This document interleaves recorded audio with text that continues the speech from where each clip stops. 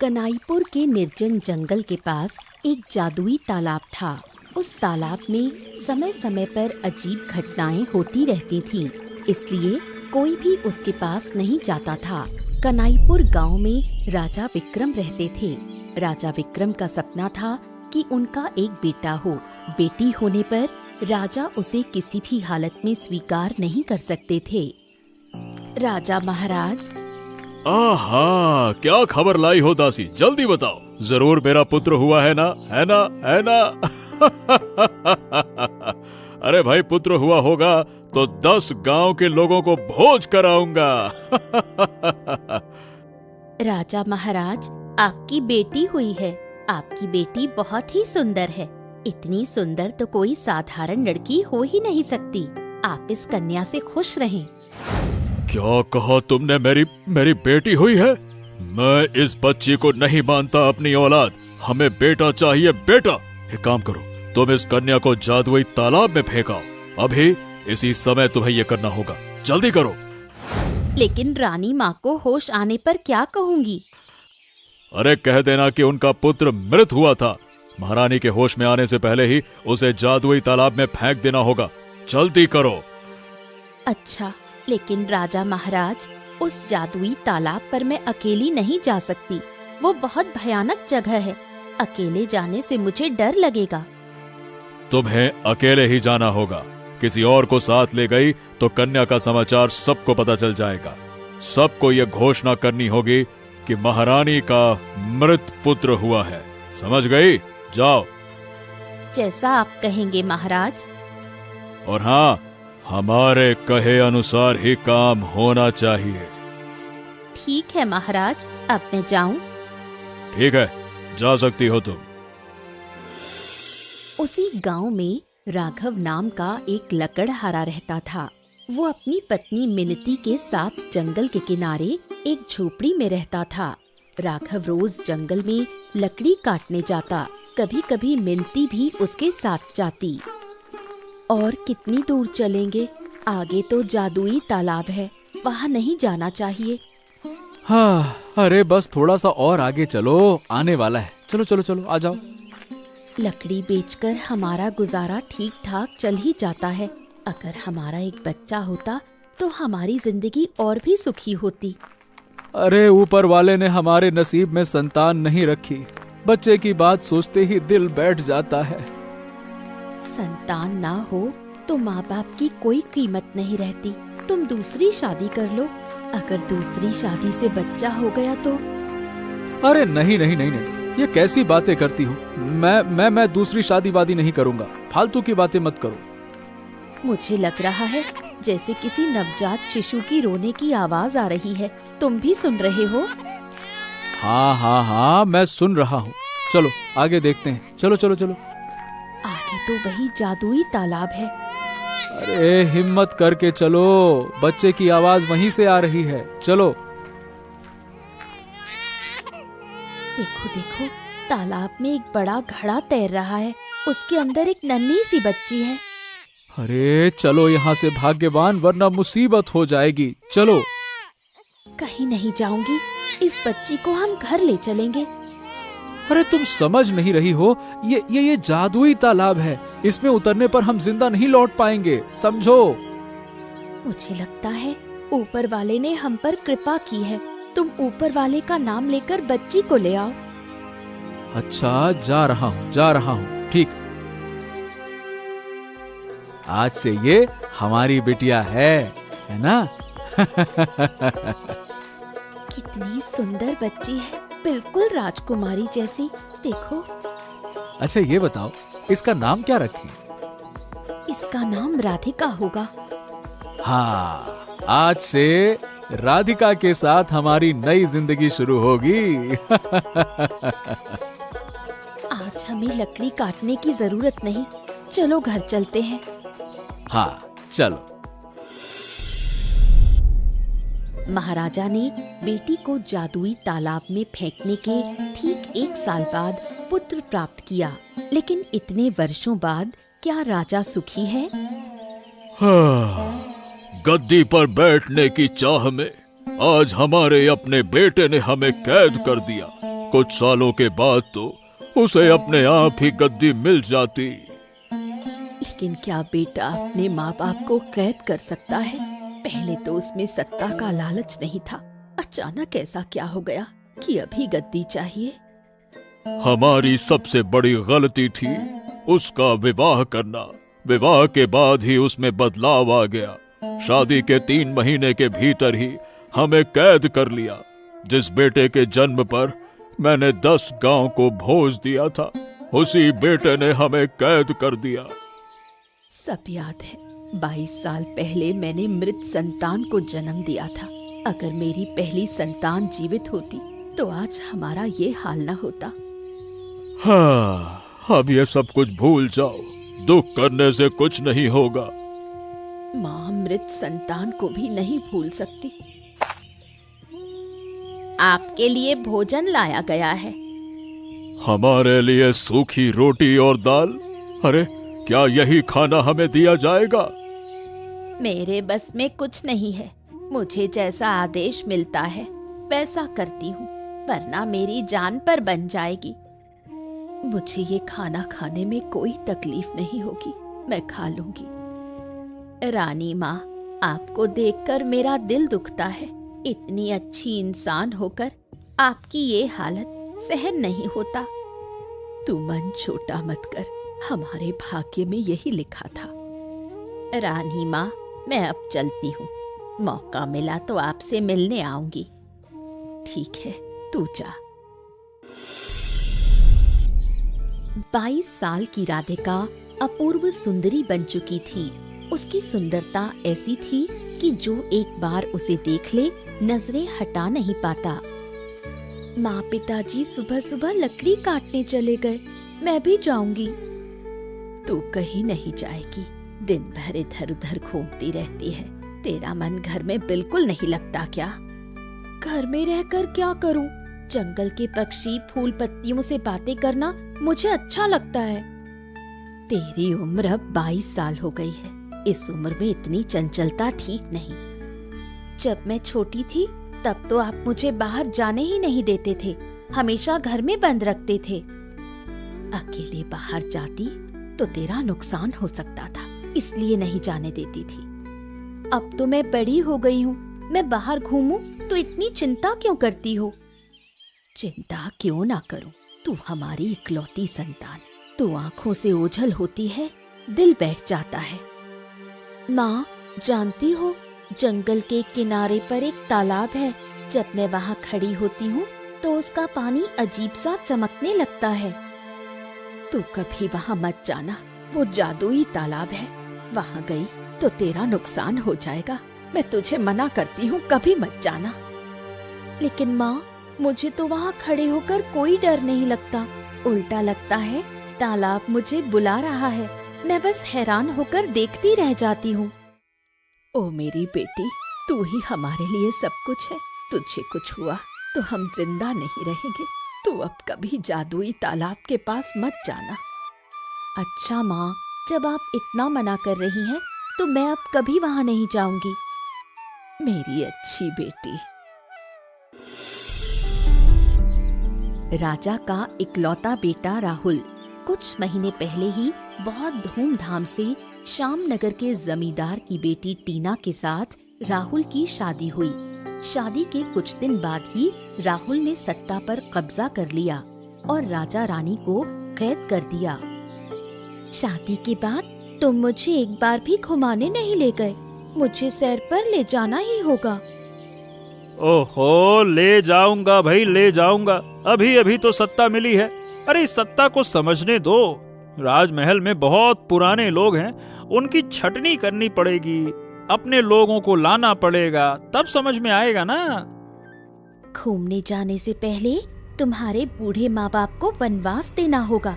अगर किसी तरह बाहर निकलकर उन्होंने फिर से राजमहल का कामकाज संभाल लिया तो बड़ी मुसीबत हो जाएगी। ये तुमने ठीक कहा। एक काम किया जाए, जंगल के पास एक जादुई तालाब है, वही तालाब के किनारे माँ बाप को बांधकर छोड़ देना चाहिए। सुना है कि वहाँ जिसे छोड़ दिया जाए वो फिर कभी जिंदा वापस नहीं आता, है ना? क्या कहती हो? तो फिर बहुत अच्छा होगा। तुम खुद जाकर बांध कर आओगे। दूसरों पर भरोसा नहीं किया जा सकता। अरे मैं तो जाऊंगा ही, साथ में दासी को भी ले जाना होगा। दासी बहुत वफादार है, जैसा कहा जाएगा वैसा ही करेगी। मेरे पिताजी ने राजमहल का कामकाज देखने के लिए कुछ लोग भेजे हैं। वो कल से काम शुरू करेंगे। हाँ, कल एक बार गांव जाना होगा। मेरे साथ मंत्री रहेगा। जिन लोगों ने लगान नहीं दिया उनसे किसी तरह का लगान वसूलना ही होगा। किसी तरह की रियायत नहीं दी जाएगी। अच्छा, अब राजमहल की बातें रहने दो। हम घूमने कहाँ जाएंगे इस बारे में सोचते हैं। कहाँ जाना ठीक रहेगा बताओ। हम नील नदी देखने जाएंगे। नील नदी की सुंदरता हम दोनों मिलकर देखेंगे। सच? मुझसे और इंतजार नहीं हो रहा। मन कर रहा है अभी चले। अरे थोड़ा सब्र करो, अगले महीने ही हम रवाना होंगे। ठीक है, जब तुम कहोगे तभी चलेंगे। हाँ, कल सुबह सुबह उठना होगा। देर से सोए तो सुबह उठ नहीं पाएंगे। मिनती किसी भी हालत में राधिका को अकेले बाहर निकलने नहीं देती। मिनती के मन में हमेशा एक डर बना रहता है। राधिका भी आजकल अकेले बाहर नहीं जाती। वो अपने पिता राघव के साथ कभी कभी जंगल जाती है। अरे बिटिया रानी, अगर तू मेरे साथ ना भी आती तो चलता। मुझे तो लकड़ी काटने में बहुत समय लगेगा। अब तो इतनी देर क्या करेगी बता। पिताजी, मुझे घर पर बैठे रहना बिल्कुल अच्छा नहीं लगता। मैं भी आपके साथ लकड़ी काटूंगी। बिल्कुल नहीं, लकड़ी काटेगी तो तेरे हाथ में छाले पड़ जाएंगे। पढ़ने दो ना, आपके भी तो हाथों में छाले पड़ते हैं। अच्छा पिताजी, आप लोग मुझे कोई काम क्यों नहीं करने देते? न काम करने देते हो न बाहर जाने देते हो। मुझे तो अच्छा नहीं लगता। अब से मैं खाना पकाऊंगी, घर का काम करूंगी। अरे तू हमारी इकलौती बेटी है, तुझसे हम काम क्यों करवाएंगे? हाँ, आप और माँ कितनी मेहनत करते हैं, लेकिन मुझे कोई मेहनत करने ही नहीं देता। अब आगे नहीं जाएंगे, यहीं आज लकड़ी काटेंगे। तू यहाँ चुपचाप खड़ी रह बस, और कुछ मत करना। पिताजी, मैं थोड़ी देर आगे टहल कर आती हूँ। बेटा बहुत दूर मत जाना, हमको चिंता हो जाएगी, है ना? अच्छा पिताजी, मैं अभी लौट आऊंगी।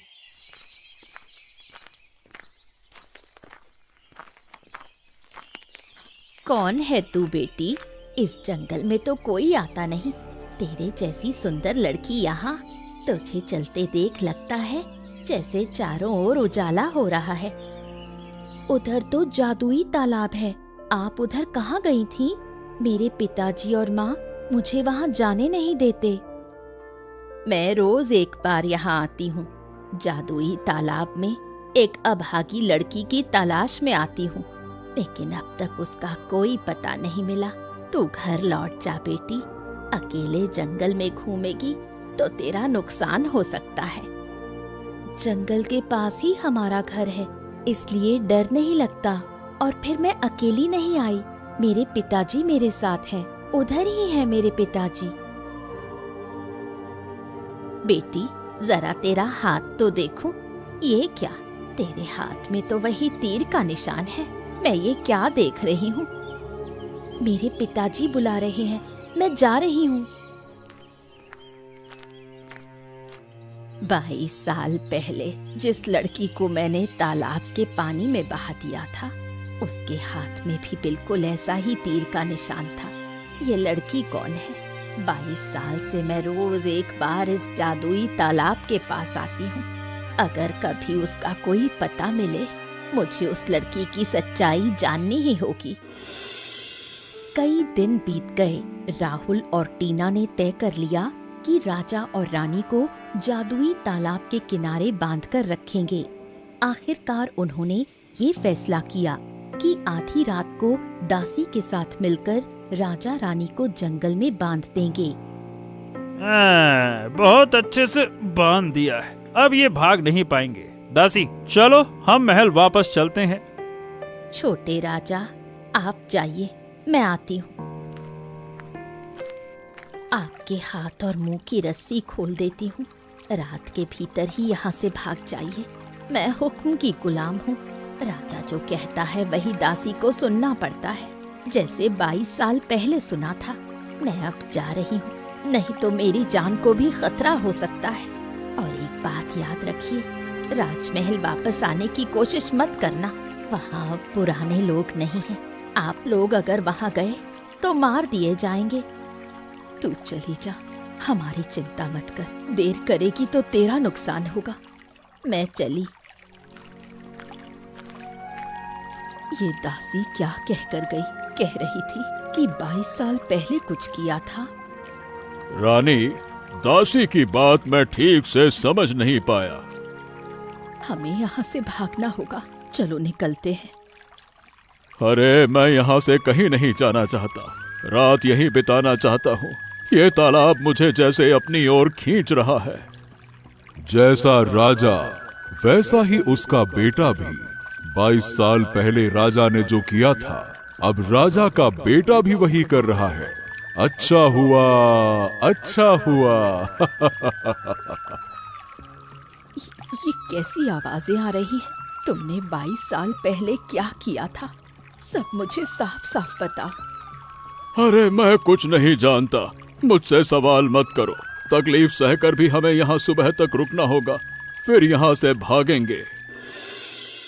अचानक जंगल के जीव जंतु अजीब तरह से चिल्लाने लगे। सोए हुए पक्षी ऐसे भागने लगे मानो घबरा गए हों। राधिका भी जैसे बेचैन होने लगी। माँ, मुझे बहुत तकलीफ हो रही है। नींद में बहुत बुरा सपना देखा। मेरा मन हो रहा है कि बाहर भाग जाऊं। वो जादुई तालाब मुझे बुला रहा है। मैं वहां जाना चाहती हूँ।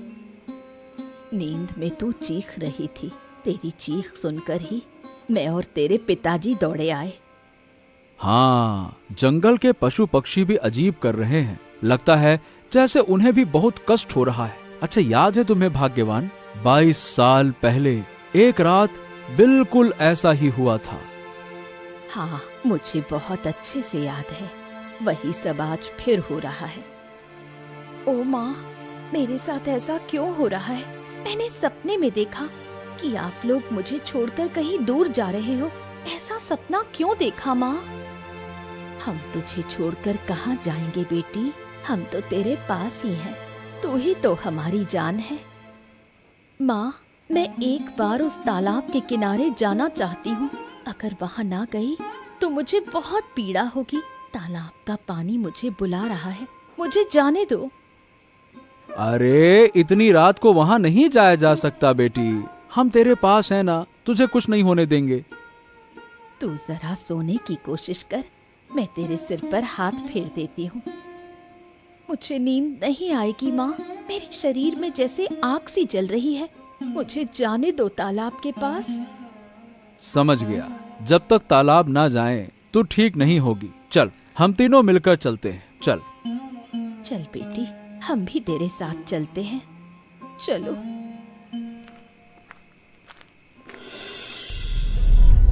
राजा साहब और रानी माँ को महल से विदा लिए हुए कई दिन बीत चुके थे। उधर राहुल और टीना नील नदी की सैर करने निकल पड़े। कमाल, अद्भुत अद्भुत, कितना सुंदर है ये प्राकृतिक दृश्य। लगता है जैसे मैं प्रकृति में खो गया हूँ। इस पल ऐसा लग रहा है कि मैं दुनिया की सबसे खुश इंसान हूँ। हमें अब कोई रोक टोक नहीं है। राजमहल अब से मेरे पिताजी के आदेश से चलेगा। हाँ, अभी तो महल की बातें सुनने का मन भी नहीं है। अभी सिर्फ मैं और तुम। जिंदगी भर हम साथ रहेंगे। कोई भी बाधा हमें अलग नहीं कर पाएगी। हम दोनों हमेशा हर मुसीबत में एक दूसरे का साथ देंगे। अरे वो तो कहना ही क्या। देखो, सूरज कैसे पश्चिम के आकाश में झुक रहा है। लाल किरणें निकल रही हैं। चलो नदी में तैराकी करते हैं। अभी नहीं, इस ढलती शाम में अगर तुम तैरी तो ठंड लग जाएगी। अरे घूमने आए हो और बीमार पड़ गई तो अच्छा लगेगा क्या? हाँ, ये बात तो सही है। अच्छा, आज रात को हम क्या खाएंगे? तुम बताओ, तुम्हें जो अच्छा लगे वही खाएंगे, बताओ। आज हम मुर्ग पुलाव और झींगे की मलाई करी खाएंगे। तो ठीक है, वैसा ही होगा। देखो, नीले पानी के नीचे छोटे छोटे कंकड़ दिखाई दे रहे हैं। मैं ये कंकड़ ले जाऊंगी, इन्हें राजमहल में रखूंगी। हम यहाँ कई दिन रहेंगे और जिस दिन वापस जाएंगे उससे पहले तुम कंकड़ ले लेना, अभी मत लो। देखो, सूरज डूब गया, अब अंधेरा हो जाएगा, नदी का पानी भी नहीं दिखेगा। कल सुबह आकर हम नदी देखेंगे। अब चलो यहाँ से। थोड़ी देर और रुकते हैं, कैसी ठंडी हवा चल रही है, मन को बहुत अच्छा लग रहा है। अच्छा ये बताओ, अगर हम सारी रात यहीं बैठे रहें तो कैसा होगा? बहुत अच्छा होगा, मैं यहीं बैठकर रात बिताना चाहती हूँ। तो ठीक है, वैसा ही होगा। कि राजा और रानी तालाब के पास बेहोश पड़े हैं। तीनों मिलकर उन्हें अपने घर ले गए। इस गरीब लकड़हारे के घर में आपको बहुत तकलीफ हो रही होगी, लेकिन क्या करें, इससे बेहतर इंतजाम नहीं कर सकते। हमें कोई परेशानी नहीं है। गरम भात के साथ अंडे की भुर्जी और कलमी साग खाना बहुत अच्छा लग रहा है। तुम लोग भी हमारे साथ खाओ। नहीं नहीं, पहले मेहमानों को खिलाना चाहिए, हम बाद में खाएंगे। बेटी, तेरी बात सुनकर मेरे दिल में अजीब सा एहसास हो रहा है। तेरी सुंदरता मोह लेने वाली है। ऐसा सुंदर इंसान मैंने पहले नहीं देखा। आप तो इस इलाके के राजा रानी हैं, लेकिन आपकी ये हालत कैसे हो गई? हाँ, हमारे बेटे ने हमें इस हाल में पहुंचा दिया। तुम लोग उस रात अगर वहां नहीं पहुंचते तो शायद हमारी जान चली जाती। लेकिन तुम्हारी बेटी की बातें सुनकर दिल को सुकून मिल रहा है, जैसे जादू है उसके चेहरे में। सच है बेटी राधिका, तेरे भीतर कुछ तो है कि तेरी बातों से हमारा मन खुश हो जाता है। आप लोग अच्छे हैं, इसलिए ऐसा लग रहा है। नहीं बेटी, पहले कभी ऐसा नहीं हुआ। अब हमें यहाँ से जाना होगा। कब तक यहाँ रहेंगे? आप कहीं मत जाइए, बाहर निकलते ही आपके साथ अनहोनी हो सकती है। एक बार भी जाने की बात मत कीजिए, जब तक खतरा टल नहीं जाता। आप यहीं रहिए। ठीक है बेटी, तेरी बात हम टाल नहीं सकते। नील नदी की सैर करके राहुल और टीना वापस राजमहल लौट आए। राहुल ने राजमहल का कामकाज भी संभाल लिया, लेकिन अचानक एक हादसा हो गया। शिकार के लिए जंगल में गया राहुल जहरीले सांप के काटने से घायल हो गया।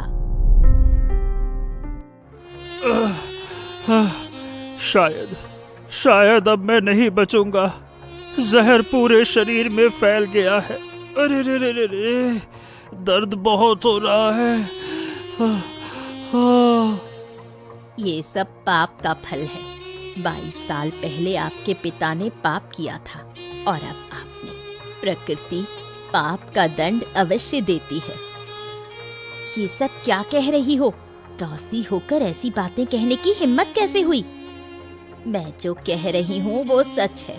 22 साल पहले रानी ने बेटी को जन्म दिया था, लेकिन बेटी होने के कारण राजा ने उसे जादुई तालाब में फेंक दिया।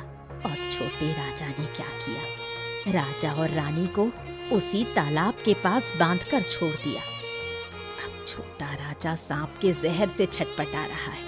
छोटी रानी, आप भी सावधान रहिए, पाप आपको भी नहीं छोड़ेगा। मैंने महापाप किया है, अपने जन्मदाता माँ बाप को सजा दी। अब समझ रहा हूँ कि पाप किसी को नहीं छोड़ता। दासी, तुम मेरे माँ बाप को ढूंढो। अगर वो जीवित है तो उन्हें वापस ले आओ, ले आओ।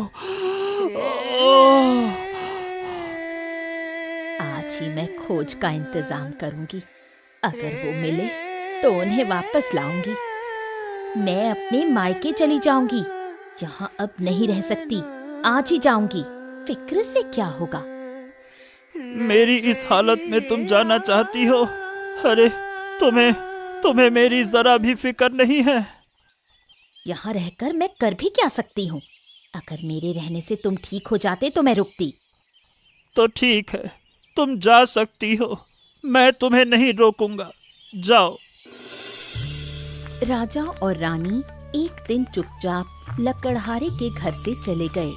गरीब के घर में दिन प्रतिदिन रहना उन्हें अच्छा नहीं लग रहा था, इसलिए वो वहाँ से निकल पड़े। उनके चले जाने के बाद से राधिका बहुत उदास रहने लगी है। खाना भी नहीं खा रही। जो पहले चंचल थी, अब चुपचाप रहने लगी है। उनमें ऐसा क्या है कि बेटी इतनी दीवानी हो गई? क्यों उनके लिए इतना परेशान हो रही है? क्या चक्कर है? कहीं उनका और राधिका का कोई रिश्ता तो नहीं? अरे ये क्या कह रही हो? अरे भाई, ये लड़की हमारी है, इसका किसी और से कोई रिश्ता नहीं है। और जरूरत पड़ी तो हम यहाँ से दूर चले जाएंगे, कहीं दूर जाकर बसेंगे। तुम ठीक कह रहे हो। हम राधिका को नहीं खो सकते। हमने उसे पानी से उठाया था। संतान ना होने का दर्द हम भूल गए थे। राधिका ही हमारी सब कुछ है। उसके बिना हम जी नहीं सकते।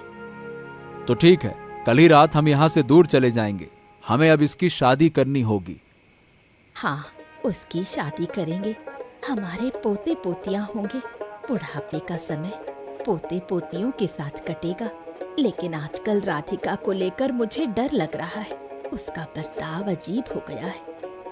हाँ, सही कहती हो, मुझे भी बहुत डर लग रहा है। आज ही सब सामान समेटना होगा, कल समय नहीं मिलेगा। चलो जल्दी करो। हाँ, सब तैयार करना होगा। लेकिन सोच रही हूँ, राधिका मान जाएगी क्या? इस जंगल के बाहर रह पाएगी क्या? हाँ, बेटी की भलाई के लिए हमें जाना ही होगा। नई जगह पर रहते रहते वो उस जगह को भी पसंद करने लगेगी। भाग्यवान, चलो जल्दी चलो। हाँ, ये तो सही है।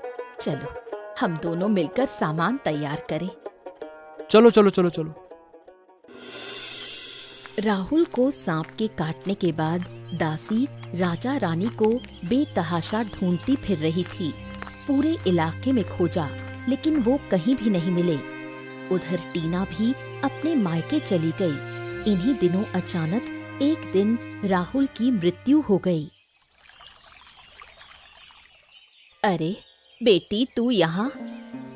ये तो हमारा घर है, लेकिन आप यहाँ कैसे? कई दिनों से राजा रानी को ढूंढ रही हूँ। आज जंगल में खोजते खोजते यहाँ आ गई। वो लोग तो हमारे यहाँ आए थे, फिर बिना कुछ कहे चले गए। अपने माँ बाप को बुला सकती है क्या? हाँ, मैं बुलाती हूँ। माँ, बाबा, बाहर आओ। आप? राजा रानी को मैं ढूंढ रही हूँ, पर कहीं नहीं मिल रहे। उनका इकलौता बेटा राहुल सांप के काटने से मर गया। मरने से पहले वो अपने माँ बाप से मिलना चाहता था, लेकिन वो कहीं नहीं मिले। वो हमारे यहाँ थे, अब कहाँ है हमें नहीं मालूम। मुझे एक सच्ची बात बताएंगे, ये लड़की क्या आपकी बेटी है? आप ये कैसी बातें कर रही हैं? ये हमारी बेटी है, हमारी इकलौती बेटी। आप अब यहाँ से जा सकती हैं। मैं आप लोगों को बहुत पहले से जानती हूँ। जहाँ तक मुझे पता है, आपकी कोई संतान नहीं थी। फिर ये लड़की कहाँ से आई? इसके हाथ पर तीर का निशान है। उससे समझ गई कि ये आपकी बेटी नहीं है। अरे आप कैसी फालतू की बातें कर रही हैं? हमें आपकी बात सुनने की कोई इच्छा नहीं है। माँ, बाबा, ये क्या कह रही हैं? मैं आपकी बेटी नहीं। बेटी, तू इनकी बातों पर जरा भी विश्वास मत कर। ये औरत कुछ भी बक रही है। मैं कुछ भी यूं ही नहीं कह रही। आप सच बोलिए। जो सच है वही कह रहे हैं। हाँ, मैं राजा रानी को ढूंढने जा रही हूँ, लेकिन फिर आऊंगी। मैं भी आपके साथ चलूंगी। राजा रानी लकड़हारे के घर से भागकर जंगल में इस पेड़ के नीचे ठहरते हैं। उन्हें लगने लगा कि शायद इसी तरह बाकी जीवन बिताना होगा। अरे रानी, हमने जीवन में जो पाप किया उसकी सजा हमें मिल रही है, लेकिन बेगुनाह होकर भी हमारे साथ साथ तुम भी सजा पा रही हो। हमसे ये बर्दाश्त नहीं होता, नहीं होता। तुमने क्या अपराध किया है?